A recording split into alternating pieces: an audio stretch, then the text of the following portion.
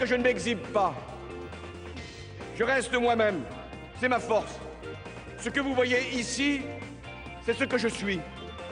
Je n'aime pas les honneurs, les protocoles, les palais. Je revendique une simplicité qui n'est pas une retenue, mais la marque de l'authentique autorité. C'était François Hollande, vu par lui-même. Mais qui est vraiment cet homme qui a conquis le pouvoir sur le thème de la normalité? Est-il si simple que ça? Se montre-t-il vraiment en permanence tel qu'il est? Et que nous disent sur lui ses premiers mois à l'Élysée? Pour répondre à ces questions et pour déshabiller en tout bien, tout honneur, le moi et le surmoi du locataire de l'Élysée, avec nous trois invités, deux psychanalystes qui s'intéressent au discours des politiques. Jacques-Alain Miller, vous avez à plusieurs reprises commenté le comportement de François Hollande ces derniers mois dans Le Point.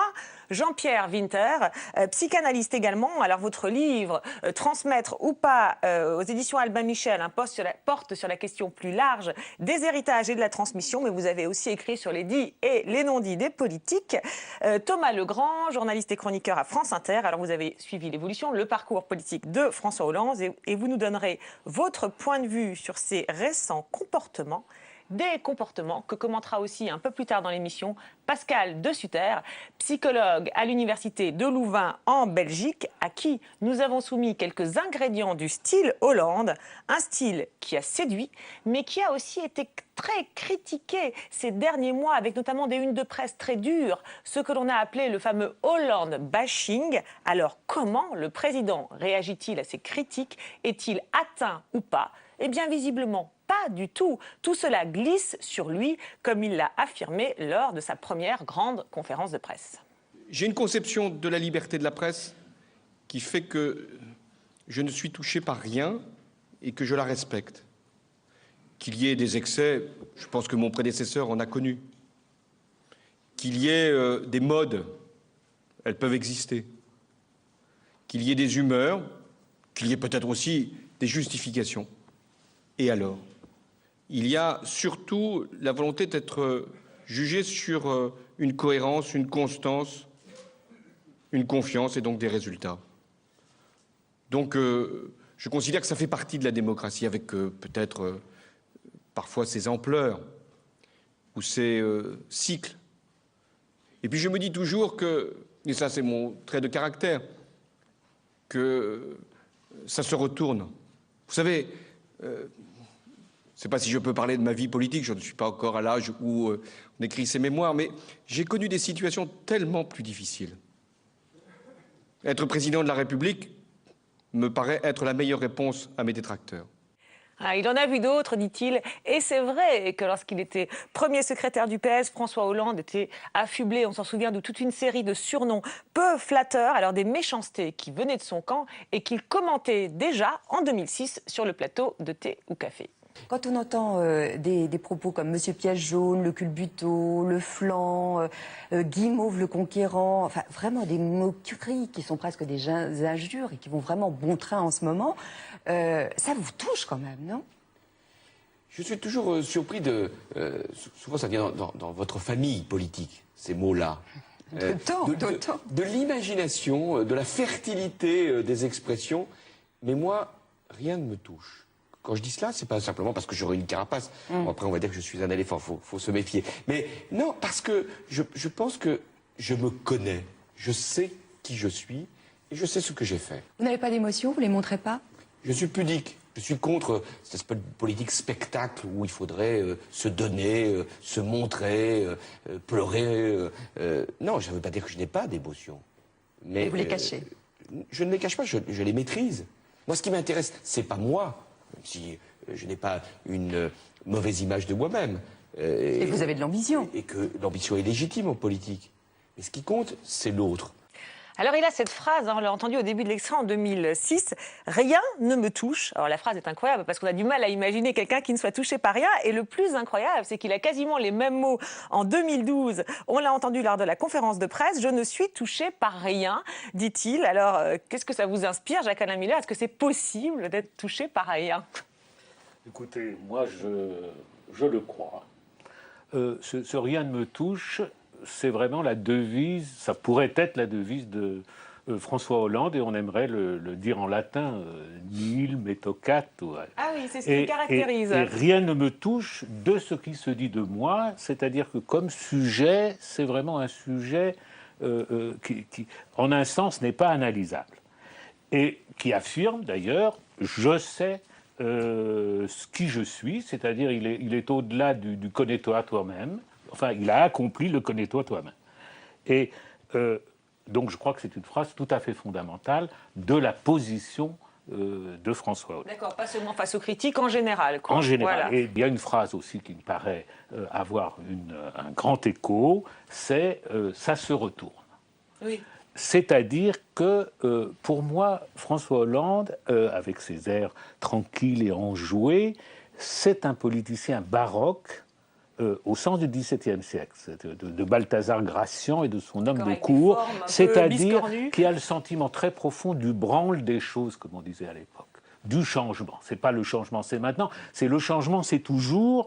Il faut savoir attendre le moment, rien ne dure, et donc... Et aussi ne pas exhiber ses talents, mais cheminer caché. Ce qui fait que, en fait, quand on lui énumère toutes les qualificatifs dépréciatifs, finalement, il jubile parce que ça prouve qu'il n'a pas été découvert. Ah, ça prouve qu'il n'a pas été découvert. Ah bon? Ah oui, vous approuvez, vous diriez ça? Moi, j'approuve. Ce que je voulais dire, et je rejoins votre analyse, sur un point, c'est le temps. En fait, François Hollande est un homme politique, là ça n'a rien de psychanalytique, ni je ne m'y risquerai pas, mais c'est un homme politique qui, avant tout, sait maîtriser le temps, connaît le poids du tempo politique. Et c'est très compliqué parce qu'il y a le temps politique, le temps médiatique, on a déjà beaucoup parlé de ces deux temps qui sont en contradiction en ce moment, et lui, il connaît le temps, il le maîtrise, la maîtrise et le temps, c'est sa marque de caractère. Donc rien ne le touche parce qu'au fond, il sait que tout ça est éphémère. Tout ça se retourne et il arrive à maîtriser en ce moment son impopularité. Son impopularité, il sait très bien. En tout cas, il a théorisé ça. Il a dit « je serai impopulaire pendant 2 ans. Je vais faire le contraire de ce que la gauche fait d'habitude. C'est-à-dire, je vais arriver, je vais faire ce qui est dur. Et ça va être très dur. Il nous l'avait dit avant. Et puis après, si ça marche, je serai populaire. Alors, ça le touchera si ça ne marche pas. Effectivement, mais pour lui, pour sa politique, effectivement. Donc vous dites, effectivement, c'est sa manière de faire de la politique. Ça lui correspond vraiment. Alors, quand même, Jean-Pierre Littard... Sa carapace, ça lui fait une carapace. Alors, mais il dit quand même, justement, parce qu'il dit, ce n'est pas parce que j'ai une carapace que rien ne me touche, c'est parce que je sais ce que j'ai fait. Voilà. Justement, c'est le morceau de phrase qui complète et qui donne son sens rétroactivement à « rien ne me touche ». L'équivalence, ce serait « il n'y a que la vérité qui blesse ». Et comme je n'entends aucune vérité dans ce qui est dit sur moi, oui, c'est ça. Ça ne me touche pas. Je crois que c'est pas au sens où ça s'imposerait d'évidence du genre je suis inaccessible à quelque critique que ce soit, on ne peut pas me désarçonner, etc. Ouais, je sais ce que je vaux. Étant donné que je sais ce que je vaux politiquement, on n'est pas en train de faire l'analyse du bonhomme. Politiquement, il sait ce qu'il veut, il sait ce qu'il vaut, et donc tout le reste, c'est un peu flic-flac dans l'eau, quoi. Oui, alors du coup, ça lui permet de maîtriser ses émotions, c'est ce qu'il dit. Enfin, il y a tout qui va derrière, mais enfin, quand même, c'est assez incroyable. Les maîtriser sans les annuler. C'est un homme dont on sent. Il a beau dire. Je ne m'exhibe pas, il ne cache pas non plus ses émotions. On les ressent, ces émotions, on les ressent avec lui. C'est ce qui donne d'ailleurs une dimension un peu relative au « rien ne me touche ». Heureusement que c'est pas à prendre au pied de la lettre. Oui, parce qu'on pourrait dire c'est dramatique pour un politique, rien ne me touche. C'est pas un monstre froid, mais c'est pas non plus, effectivement, il a raison, c'est pas un exhibitionniste. Et là, par exemple, les émotions... C'est pas un monstre froid, c'est un monstre tiède. C'est un... voilà, nuance. Vous les ressentez où, les émotions, là, par exemple, dans les extraits qu'on vient de voir, où il nous explique qu'il maîtrise ses émotions? Alors ça serait très long à développer, mais on sent le désir à la fois de dire qu'il a des émotions et celui de ne pas en faire part publiquement dans le phrasé. Il y a un phrasé très particulier de François Hollande, de même d'ailleurs qu'il y avait un phrasé très particulier de Ségolène Royal. Une façon de couper les phrases dont je me demande depuis la campagne électorale, en fait, ce qu'elle peut bien laisser entendre à celui qui l'écoute. C'est-à-dire qu'elle est faite sur nous. Il coupe les phrases de manière pas logique, quoi, par rapport au sens de ce qu'il dit. Il a une ponctuation très particulière. Et alors sur le débit et sur effectivement cette ponctuation assez particulière, ce qui est frappant, et la question qu'on se pose, c'est est-ce que c'est quelque chose de récent, est-ce que c'est quelque chose qu'il a toujours eu? On va continuer sur cette question des émotions avec un autre extrait. Là, on repart quelques années avant, on est en 2000. Alors François Hollande est déjà premier secrétaire du PS, mais là, pour le coup, il parle de ses émotions de manière assez différente. L'animatrice est la même, on est toujours dans l'émission Thé ou Café, écoutez ses réponses. À rougir, pourquoi? C'est de la timidité? Propension à rosir. À rosir. Oui. Non, c'est peut-être un... C'est l'image du PS. J'espère. Il faut qu'il reste rose. Parfois rouge, pas forcément de confusion, mais au moins pour exprimer ses valeurs. Non, c'est vrai que depuis l'enfance, je rosis à la première question gênante. Ouais, c'est gênant. Enfin, justement, c'est un peu délicat pour vous Non, il faut vivre avec cette rougeur-là et cette émotion-là. Je trouve que c'est bien d'avoir encore des émotions, de ne pas être comme ça une mécanique, d'être ému par ce qui doit émouvoir. Qu'est-ce qui vous émeut? Il y a des manifestations qui ont l'air ridicules, comme ça quand on en parle, de départ, d'amis, de décoration, de camarades, de retour sur la vie. Sur le passé. Oui. La nostalgie. Oui. Je trouve que le souvenir doit être cultivé, et à la fois pour ses joies et quelquefois pour ses douleurs. Il faut être tourné vers le passé si on veut regarder vers l'avenir aussi. On ne peut pas dire qu'on doit être que dans la nostalgie, mais il faut éprouver des sentiments. Donc moi, j'accepte d'être quelquefois ému, quelquefois gêné de parler dans certaines circonstances. Alors, on va revenir sur le fond de ce qu'il dit, parce que là, on a eu l'impression, en préparant l'émission, qu'il ne parlait pas du tout de la même manière de ses émotions que dans les deux extraits qu'on a vus précédemment, où il est davantage soumis à des critiques. Mais sur le phrasé, là, par contre, il est beaucoup plus fluide, non? Mais il est beaucoup plus fluide, et justement, c'est à un moment où il dit qu'il a des émotions. Et où il dit qu'il se... Comment le dit-il et de quelles émotions il Alors, s'agit? attendez, Il parle de sentiments, il parle du fait qu'il rougit, d'accord, donc vous voulez dire qu'il a ce phrasé un peu haché quand il est trop sous contrôle, quoi, quand il n'est pas lui-même. Je fais l'hypothèse que quand il a ce phrasé un peu particulier qui consiste à couper les phrases là où on ne s'attendrait pas à ce qu'il les coupe, c'est qu'il retient quelque chose, il maîtrise quelque chose. C'est une hypothèse, évidemment, j'en sais rien. Mais il y a effectivement une différence de fluidité entre ce qu'il dit à ce moment-là dans l'émission et ce qu'il a donné à entendre dans les différents discours de la dernière année. Au moment qu'on a vu. Oui, Jacques Alain Miller, vous vouliez... oui, vous pensez que c'est quoi émotions. Un décalage avec... Quel exemple il prend? Les émotions, on croirait la colère, l'indignation, l'enthousiasme, l'amour.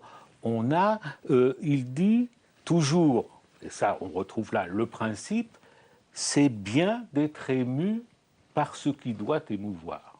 Oui, donc c'est vraiment, c'est les petites émotions du genre la petite gorgée de bière, c'est la petite peine, et en fait on a quelqu'un qui est tout à fait maîtrisé, et le phénomène dit psychosomatique de la rougeur, c'est le prix minimum payé pour cette maîtrise.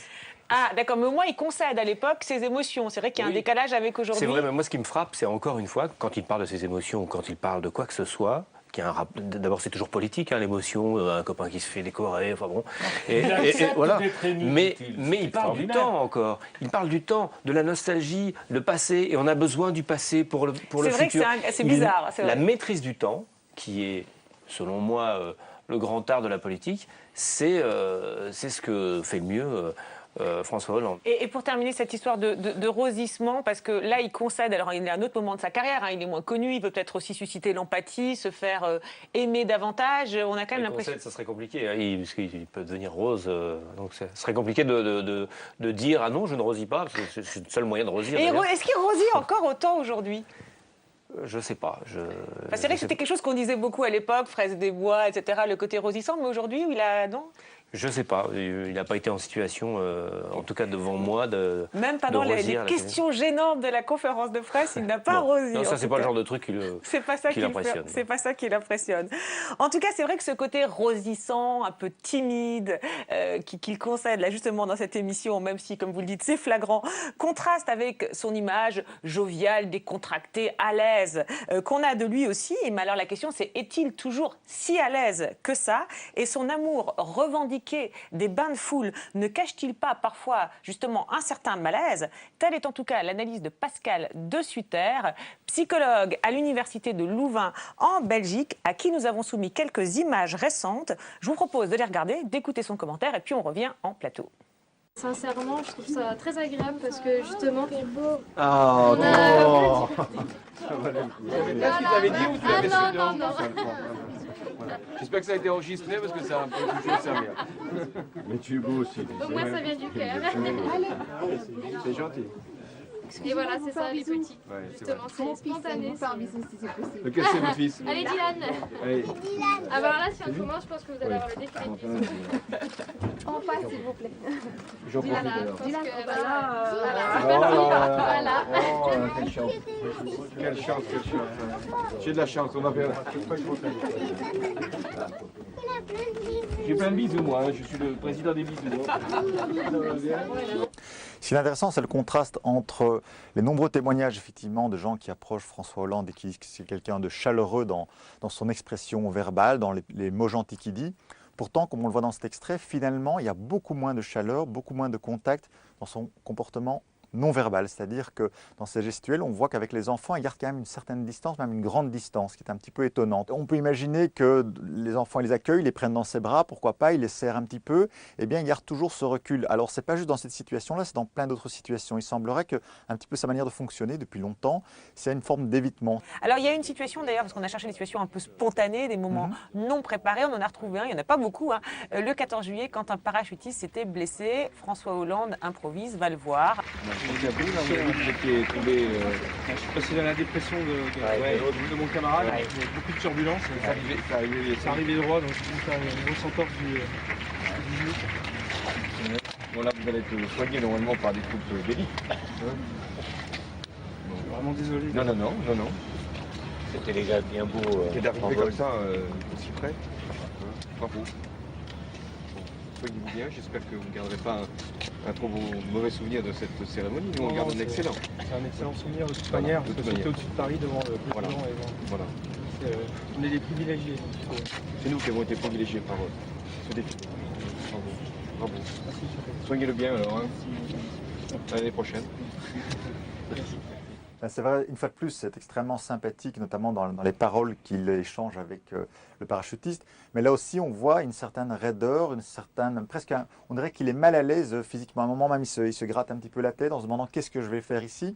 Et une fois de plus, on voit qu'il y a cette différence entre cette aisance dans le discours et en même temps ce malaise par rapport au comportement non verbal où il aurait pu tout à fait s'agenouiller auprès du parachutiste, même regarder son genou, voir ce qui se passait. Et là, oui, regarder sa blessure. Voilà, il ne s'intéresse pas à la blessure, il lui parle un petit peu.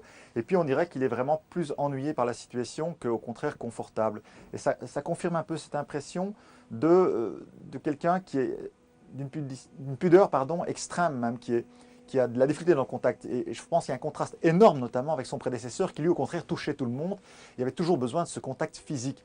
Cette distance, cette froideur, on l'observe aussi à l'égard de sa compagne, Valérie Trierweiler. Alors, il y a eu l'épisode du tweet, bien sûr, qui a peut-être mis mal à l'aise, mais même avant, dès la passation de pouvoir, on voit par exemple sur ces images, voilà, elle le tient, elle s'accroche à son bras, et lui ne bronche pas, n'a pas un geste vis-à-vis d'elle. Là aussi, vous voyez cette espèce de réserve, ce quant à soi? Oui, une forme aussi d'excès même de pudeur. C'eût été un geste tout à fait compréhensible, tout à fait normal, qui n'aurait choqué personne s'il avait montré un petit peu plus quand même de tendresse ou d'affection pour sa compagne avec qui il descend les escaliers. On a l'impression qu'il est embarrassé, quoi. Il est complètement raide.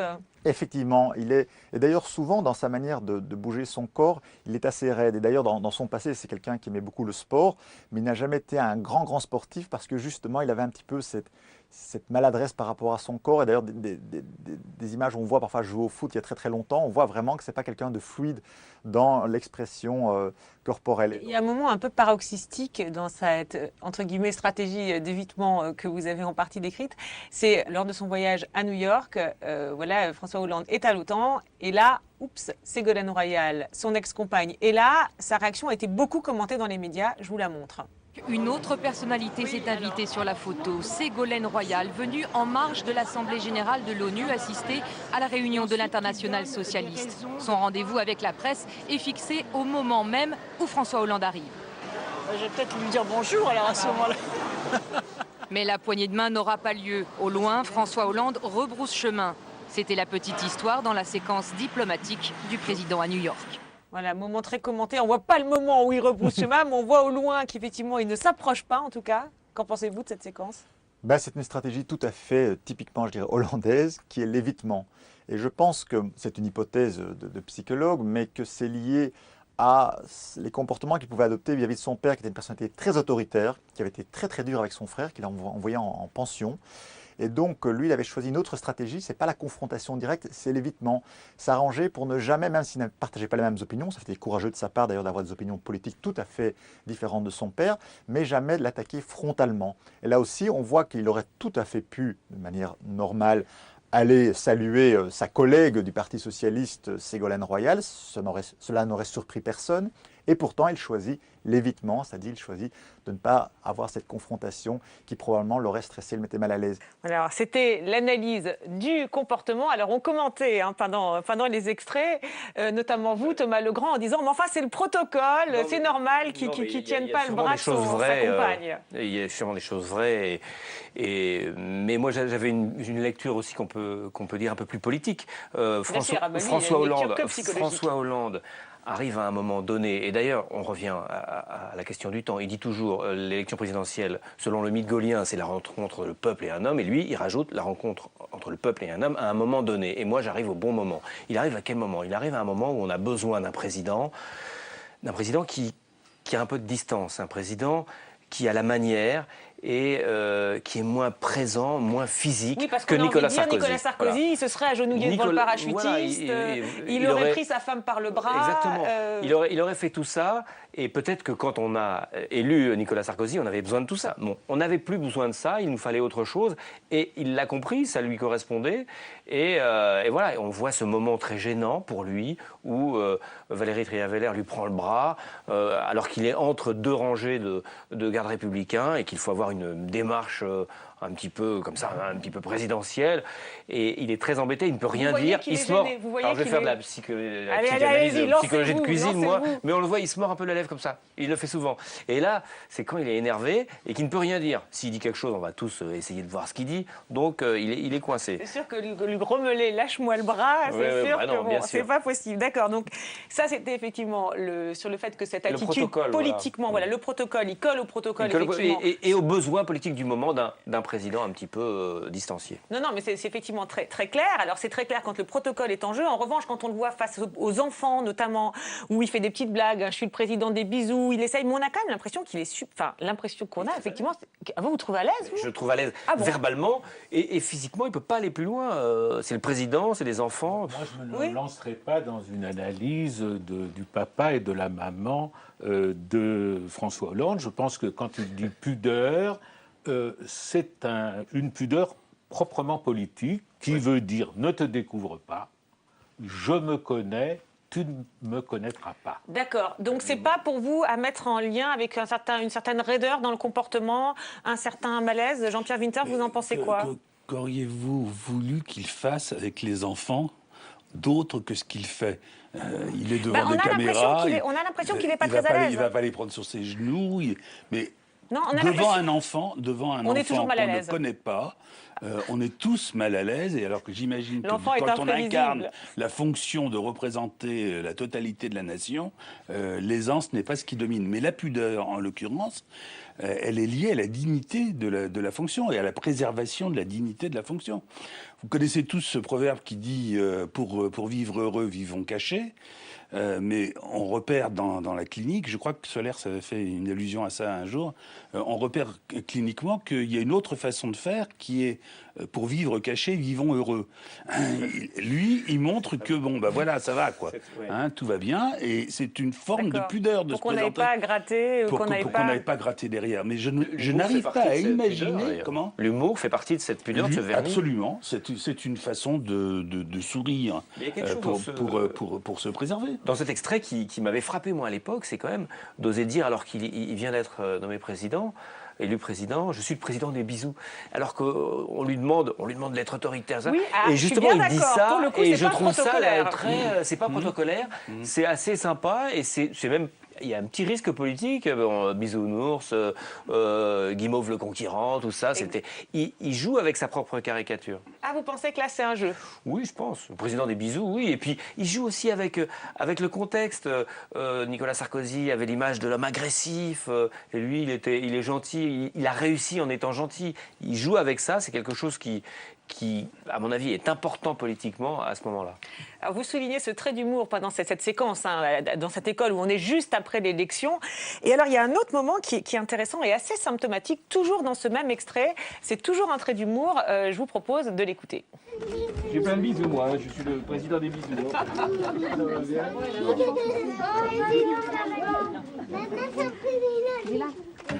Voilà. Je m'en souviendrai de ce déplacement. Hein.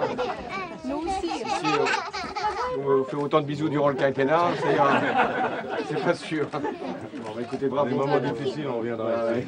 Alors il y a cette phrase, hein, c'est pas sûr qu'on me fasse autant de bisous durant le quinquennat. Toujours cette perception, effectivement, ce que vous disiez du temps long, ça va se retourner dans le bon sens, mais parfois aussi dans le mauvais. Et alors cette attitude qui nous a semblé être assez symptomatique s'illustre aussi à travers une anecdote, le récit d'un cauchemar qu'il fait sur RTL à la veille de son élection. Il réagit à un autoportrait qu'il vient de faire, écoutez-le. J'ai eu un cauchemar, assez tard d'ailleurs. J'avais donc présenté l'ENA, j'avais été reçu, et pendant des jours, mais très longtemps, j'ai pensé qu'il y avait eu une erreur dans le concours, et qu'en définitive, il fallait que je le repasse. Et ce qui me tourmentait quand même la nuit, d'être obligé d'y revenir. J'ai essayé de l'interpréter. C'est le fait qu'il ne faut jamais considérer que ce qu'on a gagné est acquis, et qu'il peut toujours être remis en cause. Ah, là, c'est la morale de l'histoire, c'est peut-être aussi une petite leçon politique, non ? Vous vous rendez compte si dimanche ça se passe comme je l'espère, peut-être que dès lundi je dirais mais non, il y a eu une erreur. Une erreur. Recontent. Voilà, l'histoire ne dit pas s'il a refait le cauchemar après, mais en tout cas c'est intéressant sur sa vision du temps, non? Sur sa vision du temps, j'y reviens pas, mais c'est intéressant. Alors je veux pas faire les interprètes de rêve, mais un rêve comme ça, on peut dire au premier degré que c'est plutôt peut-être qu'on se sent pas légitime. Non, c'est pas du tout lui. Lui, il dit pas ça. Il dit peut-être que c'est pas acquis, qu'on va me l'enlever, mais c'est pas du tout sur la légitimité. Il n'y a pas le côté imposteur. Oui, mais c'est quand même assez risqué, non, de faire part de ce rêve. Enfin, parce qu'effectivement, lui, il explique que c'est parce que tout peut se retourner, et puis que parce qu'il. Mais enfin, on se dit, on entend quand même la question de la légitimité, non? On se dit, il a peur de ne pas être légitime. J'ai eu l'ENA, moi, alors que Sarkozy n'a pas eu. Il y a des petits trucs comme ça. D'accord, mais enfin, celui qui entend ça, il n'a pas forcément en tête tout ça. Le plus surprenant, c'est qu'il le raconte. Oui, bah oui. C'est-à-dire l'usage, on pourrait dire presque politique qu'il en fait. Ça fait partie des rêves typiques. Hein, les rêves, voilà. Hein, c'est courant. C'est un rêve typique. Donc, ce qui est... Oui. Moi, je passe mon temps à repasser mon permis de conduire. Voilà. Alors, ça doit être masculin, je sais pas, parce que... Ça, c'est typique. Donc, ce qui n'est pas typique, c'est son interprétation. Voilà. Son interprétation. Il ne faut jamais considérer que ce qu'on a gagné est acquis. Voilà. Oui. Son interprétation est une interprétation politique. Je répète, c'est une interprétation typiquement baroque, c'est typiquement jésuite. La bonne interprétation. Le retournement de la fortune, rien n'est acquis, donc le changement c'est toujours. Et nous avons quelqu'un qui est sur ses gardes et qui n'est pas du tout indécis, contrairement à ce qu'on a dit, qui attend que la situation se retourne et passe dans le bon sens, où il puisse intervenir et naviguer. Et c'est du grand art. C'est du grand art, et je dois dire que, indépendamment de la politique qu'il mène, de ce point de vue, mon admiration va croissante. D'accord, donc grand art, mais alors quand même, parce que là, vous adhérez à son interprétation. Vous dites c'est une interprétation pas courante, mais vous adhérez à l'interprétation qu'il fait, qu'il ne faut jamais considérer que ce qu'on a gagné est acquis. C'est disjoint, je disjoins l'interprétation et ce rêve typique. Ce qui est vraiment indicatif, c'est ce qui lui est propre. On a l'impression qu'il raconte ce rêve juste pour l'interprétation. Et remarquez qu'il présente cette interprétation dans les termes d'un principe général où lui est en quelque sorte fondu dans la foule. Et son art, c'est aussi ça, se fondre dans la foule, et c'est ce que représentait sans doute ce terme de président normal. Il est avec nous et il se regarde. Mais alors, oui, parce que là, on se dit effectivement pourquoi il la raconte, pour nous faire sa petite leçon politique. En tout cas, il sait s'en servir. En général, c'est le genre de rêve, c'est le genre ça veut dire quoi, normalement ? En général, c'est le genre de rêve dont on se réveille en se disant, eh bien voilà, ce n'était qu'un rêve. Ouais, voilà. Ouais. Hein, c'est-à-dire, ça donne au rêve sa place.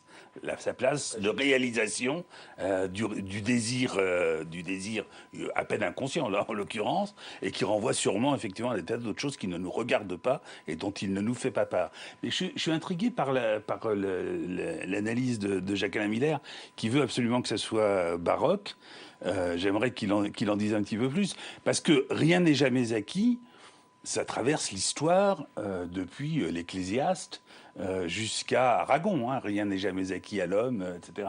Donc je ne vois pas en quoi c'est plus particulièrement baroque. C'est la cohérence entre « ça se retourne »,« je suis pudique »,« rien n'est acquis » et son attitude politique. Je crois que la cohérence d'ensemble, moi je la trouve... D'accord, c'est de la justification théorique d'une certaine et ça n'est souplesse, on va dire. Ça n'est pas... classique. Ça veut dire faux cul, en gros. Ça n'est pas du tout. Ça n'est pas classique, ça n'est pas la mise en ordre. Au contraire, susciter un certain désordre des esprits est favorable à cette Jacques-Alain Miller, pratique. on peut dire souple, pardon. Plutôt roseau que chêne. Plutôt roseau que chêne, d'accord. Bon, alors, sur cette question, parce que dans cette anecdote et dans ce rêve, on entend aussi la question de l'humilité. C'est « je suis humble, moi, je ne suis pas un politique arrogant », enfin, c'est ce qu'on peut entendre. Et alors, on a remarqué que cette mise à distance, eh bien, il la faisait assez souvent, y compris au lendemain de sa victoire. Il gagne, et puis il se retrouve en Corrèze. Et alors là aussi, il a une attitude assez intéressante vis-à-vis de son succès. Écoutez. Dominique Sceaux a bien voulu dire les mots qu'il ressentait, que vous partagiez, et écrire une loi électorale qui pourrait me donner deux idées. La première, qui est d'avoir eu raison de devenir président du Conseil général de la Corrèze. Si je n'étais pas parvenu à cette haute responsabilité en 2008, les voies de la présidence de la République m'auraient été pour longtemps fermées. Donc je remercie les électeurs du canton de Vigeois de m'avoir porté à cette fonction-là de conseiller général et puis ensuite à l'Assemblée départementale de m'avoir élu à sa tête. La deuxième idée qui me traversait l'esprit, c'est que pour éviter qu'un successeur ne se présente, je pourrais être tenté de supprimer purement et simplement les départements. Mais telle n'est pas, je vous rassure, mon intention. Voilà, alors on ne sait pas si c'est baroque, là, Jacques-Alain Miller, mais en tout cas, c'est vrai que c'est un peu tiré par les cheveux comme explication. Voilà, on va supprimer les départements pour éviter d'avoir un concurrent. Et alors, ça rappelle un peu cette autre blague qu'il a faite quelques semaines plus tard, toujours à Avignon, à propos de son succès et de sa victoire. Ce festival formidable qui permet à des jeunes troupes d'être très fiers, parce que c'est le meilleur diplôme. On dit, je suis passé par Avignon. Moi aussi, j'étais passé par Avignon l'année dernière. Je suis devenu président de la République. Voyez, votre avenir est tout tracé. Merci. Voilà, alors bon, une blague, vous disiez l'humour, effectivement, comme arme, on n'en a pas encore parlé. Mais enfin, c'est quand même assez incroyable, non ? Et de faire toutes ces blagues assez étranges. Enfin, j'avoue que, voilà, pourquoi fait-il ça ? Alors, vous l'avez entendu faire ce genre de blagues régulièrement ? On a une série de blagues, oui, mais là, on vient d'entendre une série de blagues qui montre à quel point il a eu raison de faire ce qu'il a fait. Enfin, c'est anecdotique, c'est montrer, oui, mais il remonte les étapes et qui l'ont amené là où il est. Mais ce qui m'embête un peu politiquement dans ce que j'entends, c'est on a l'impression qu'il a atteint un but. Il a atteint un but, être président de la République. Ça, c'est son but.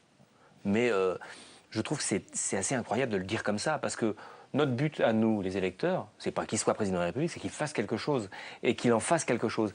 Et je trouve que cette série de petites vannes, elles mettent un petit peu mal à l'aise. Ça y est, j'ai atteint mon but. Voilà, et si je voulais, je pourrais même supprimer les départements. Je le ferai pas, mais il est un peu trop sur le contentement de soi, et puis finalement, j'ai atteint le but. Mais ça, c'est un but qui n'intéresse pas. Ah d'accord, donc pas du tout humble, là, pour le coup. Non, pas du tout. Pas du tout, voilà, ok. ça, c'est Hollande, le monsieur petite blague, comme disait Laurent Fabius. Oui, mais derrière ces blagues, qu'est-ce qu'il y a? Ce sont des blagues qui sont certainement niaises, et c'est à l'abri de ces blagues qu'il est pudique. C'est-à-dire que c'est parce qu'il est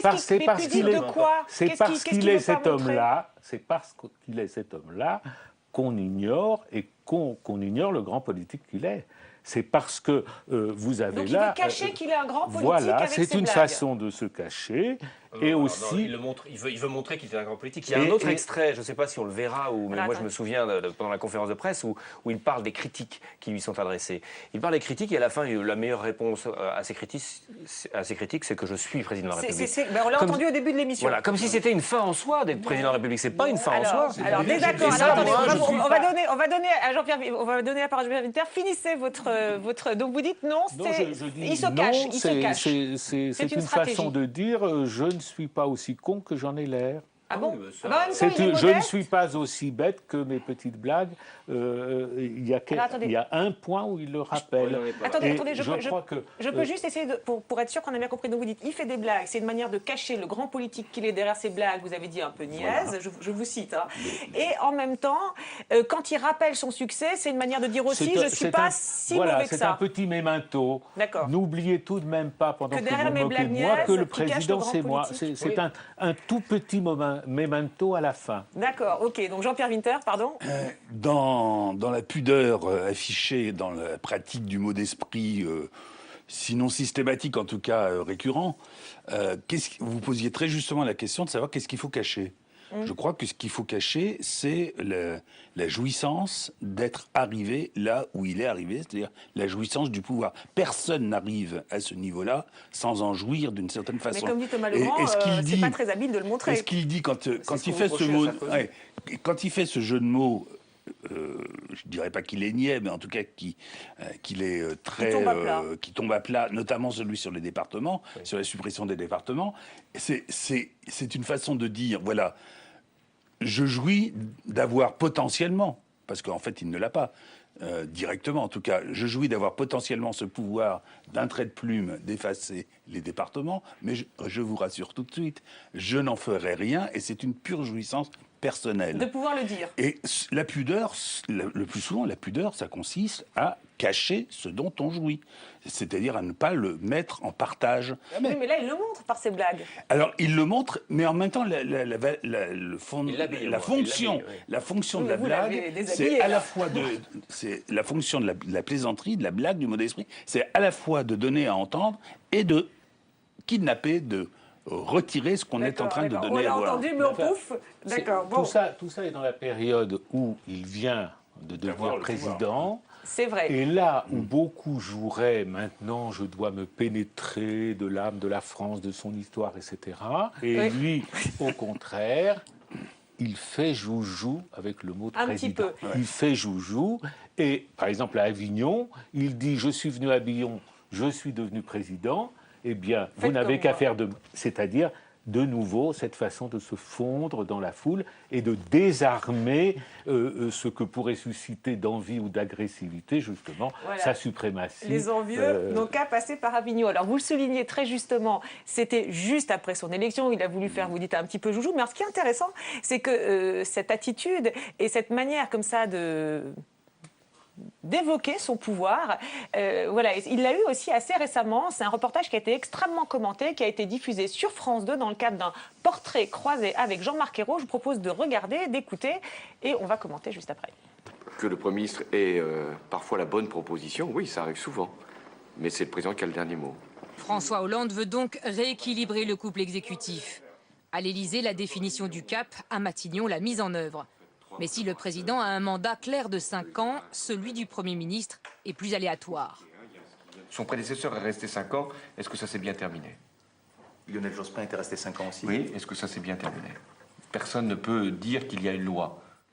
Alors, cette phrase a été très commentée sur le plan politique. Certains y ont vu un message à ces ministres qui piaffent d'entrer à Matignon, du genre « patientez, ça va être votre tour », d'autres un petit tacle à Jean-Marc Ayrault, d'autres une pirouette face à une question sans réponse. Alors je voulais savoir quelle était votre interprétation de cette phrase. Et puis peut-être, bon, d'abord sur un plan, peut-être vous, puisqu'on a parlé des analyses politiques, Thomas Legrand. C'est un truisme, il rappelle une vérité.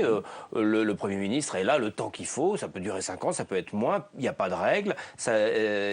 Il n'y a pas de règle, et du coup... Ouais, mais enfin, il ne dit pas, il pourrait dire, moi, mon désir, c'est qu'il reste le plus longtemps possible. Au contraire, là, il dit, globalement, ça s'est mal fini quand ils sont restés 5 ans. Sous-entendu... Donc tout est possible, c'est moi qui ai le pouvoir. Tout est possible, c'est moi qui ai le pouvoir, mais il ne va pas le faire. En disant tout est possible, ça veut dire qu'il n'a pas de plan préétabli, il va s'adapter. S'il faut s'en séparer, il s'en séparera, sinon, voilà, il n'y a pas de règle. Et le seul qui a les manettes, c'est lui. D'accord, donc politique. Alors sur le plan peut-être plus psychanalytique, cette formulation, je la rattacherai à tout ce dont, enfin une grande partie de ce dont on a parlé depuis le début de l'émission, c'est que si rien n'est jamais acquis à l'homme, rien n'est jamais acquis non plus à l'homme à qui on s'adresse. C'est une espèce de piqûre de rappel. D'accord, ce qui vaut pour lui vaut pour les autres. Voilà, c'est-à-dire que dans l'énoncé, rien n'est jamais acquis, on ne sait pas toujours à qui ça s'adresse. Et donc c'est une façon de dire... visiblement, ceux qui travaillent avec François Hollande sont soumis à cette dure loi. Non, mais c'est en même temps une façon de procéder politiquement qui est d'une grande subtilité. C'est-à-dire de ne rien fermer a priori, de ne pas se tirer une balle dans le pied en prenant des décisions ou en formulant des propositions qui vous enchaînent ensuite, auxquelles vous seriez enchaîné. Là, il laisse tout ouvert. C'est peut-être un peu inquiétant et un peu angoissant pour ceux qui travaillent avec lui. Oui, mais oui, ça l'est. Je pense que ça l'est. Mais qu'il faut, dans la position qui est la sienne, savoir aussi jouer sans aller jusqu'au sadisme d'autres. Certains y verront presque un peu de sadisme d'ailleurs dans cette phrase. Oui, mais moins que ce qu'on a connu dans des périodes précédentes. Bon, donc il faut savoir en jouer un petit peu. Il faut savoir en jouer un petit peu sans aller jusqu'à susciter la haine. Oui, Jacques-Alain Miller, un brin de sadisme. Je retiens, pour aller dans mon propre sens, d'un politicien jésuite, personne ne peut dire qu'il y a une loi. Ça me paraît un principe hollandais, c'est-à-dire ce qui fait de lui un artiste de la politique. C'est-à-dire qu'il a affaire à un monde, en effet, où il n'y a pas de loi. Il aurait pu dire, il y a une règle. Sarkozy, 5 ans, ça s'est mal fini. Jospin, 5 ans, ça s'est mal fini. Il y a 2 exemples où 5 ans, c'est trop long. Et puis mais il tire pas la règle. Eh bien non. Justement, il dit le contraire. Et il est dans ce monde-là. Et je crois que on verra au fil du temps la supériorité invisible de ce monde sans règles, un peu angoissant. La supériorité invisible de François Hollande. Voilà, un peu angoissant peut-être pour les collaborateurs, parfois aussi pour le téléspectateur et qui essaye de comprendre et quelles sont les subtilités de ce discours. Bon, en tout cas, merci à tous les 3 pour vos analyses et vos commentaires qui nous ont sans doute aidé à mieux comprendre François Hollande. Merci à Marie Lebon qui s'est levée tôt pour m'aider à préparer cette émission. Merci à Céline Boutin qui s'est couchée tard pour la monter. On se retrouve la semaine prochaine à l'antenne et tous les jours sur le site de Public Sénat pour voir et revoir tous les déshabillés en ligne. Je ne sais pas si tu as vu ça, mais sa mère s'appelait Trieb. Oh là. Ce qui est très proche de Trier-Veller. La question, c'est son père. C'est un leader d'extrême droite qui est un ami qui s'est mis en cours. Mais il a pris parti des idées de la mère.